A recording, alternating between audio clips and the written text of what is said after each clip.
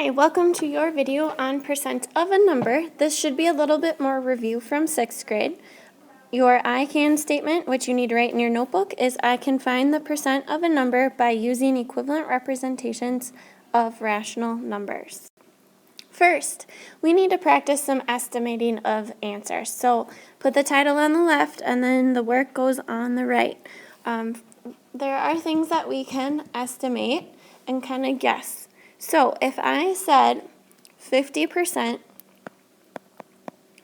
of 40, okay, looking at the picture, you can tell that 50% is half, and half of 40 would be 20. Okay, so we can estimate that answer a little bit easier. 50% is always a little bit easier to deal with. This next one here, example number 2, 75% of 10. Okay, you can estimate kind of drawing a picture like this one. You can also kind of process of elimination. Half, which would be 50%, is 5. Okay, so you know it has to be more than 5. And then another half of that would be 25%, and that would be about 2.5. Okay, half of 5 is 2.5. So that would give us our 75%, which would, if we add these up, 5 and 2.5, that gives us 7.5.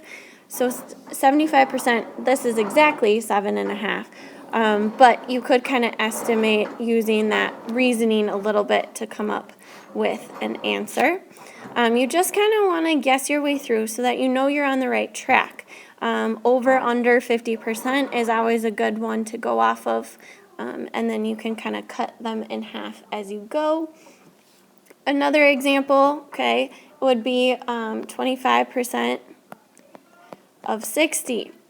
Okay, well, I know half of 60, so 50% would be 30. So I know it has to be under 30. And then half of 50% is 25%. And half of 30 would be 15. So 25% of 60 is 15. You can kind of estimate that way. How do I find the percent of a number? When you're doing these ones, you're going to want a calculator. That's the easiest way to do it. And then you're going to do step by step what I tell you right now. So 65%, we can write that as a decimal, and we're going to need to. So that becomes 0.65. Remember, you just move it. Of in math means multiplying. And then 245 is going to stay 245. Is my equal sign. So I'm going to take 0.65 times 245 in my calculator, and I will get 159.25. So my answer is that 159.4 is 65% of 245. Again, estimate. Half of 245 would be 122 approximately. So you know it have to be higher than that. Number 2, what is 25% of 124? You can estimate this one again, but is means equals, of means multiplying, and then 25% we have to write as a decimal, 0.25, times the 124 will give us an answer, which is 31. Okay, so 31 is my answer to number 2. Last example here is more of a real life situation. Okay, you went to lunch at Perkins, your bill was $12, and you want to leave a 15% tip. What's your tip and what's your total bill? Okay, important information. Your bill was $12. That's your total. Okay, you want to leave a 15% tip. So we're going to have to change that 15% to 0.15, and we want to know what 15% of the $12 is. So you're going to take 0.15 times $12. That will give you an answer of $1.80. Again, use your calculator, that's what I'm doing. So your tip is $1.80, okay, which means you're going to add that on to your total cost of your bill. So now what you're going to do is take that $12 that you originally had, that was your bill, you're going to add that $1.80 tip on there to give your total bill a total of $13.80. That's how much you're going to finally pay.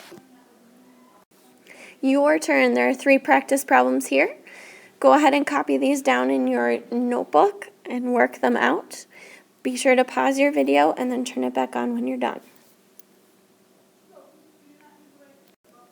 Alright, here's how you should have kind of calculated this using your calculator. 0.70 times 30 would give you an answer of 21 for number 1. Number 2, you should have taken 0.16 and multiplied that by 75, and you would have gotten an answer of 12. The last one is your word problem, your real life situation. You want to back a hat. The hat is $17. If the sales tax is 6.875%, find the tax. So the first thing you have to do is back it to get your decimal point, which would be 0.06875. It's a little bit long, but that's what you're going to use. You want to know what that is of your $17. So you're going to multiply that together using a calculator, of course, and you get an answer of 1.16875. Now you're talking about life and money, so we're going to have to change this to $1.17. So that is your tax amount. Now we have to include that in our cost of our hat. So we're going to take the $17 and add the $1.17, which means your total is going to be $18.17 for that hat. And here's your math joke because we reached the end of your video. Have a wonderful day.